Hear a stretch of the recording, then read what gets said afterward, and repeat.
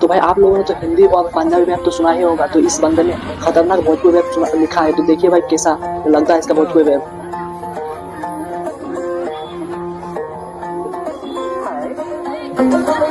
जब तू पहने लू लाल लाल साड़ी तो सच में लगेलू अमर पाली, तोरा कनबा में चमके बाली, अच्छू से के मन करे होटवा के लाली, तोरा कमर पहिले भोजपुरी में बहुत खतरनाक लिखा है। लागल है हमर छोटा साथ, कई साल से करत तनी तोहरा से प्यार, तू देत नहीं को टाइम हम तो कर इंतजार, हम करी तो से प्यार खुले आम कही, हमर दिल में है तू वाले जगे रहा कहीं, सकर नजर में खराब हमर नजर में तू सही, ई रैप हमर आगे जाए पीछे नहीं रही, नहीं रहे कहीं रहे जहाँ रहे सही रहे, पापा के पड़ी रहे आसमान में उड़त रहे, उड़ जो ना तू हो उड़ जो,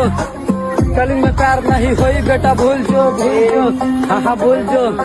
कली में प्यार नहीं होई बेटा भूल जो, भैया के देखना भाभी के साथ में, भैया के जाबी हवे भाभी के हाथ में, लड़ेला दिन रात रहेला साथ ना, खाना न मिली देवर नमक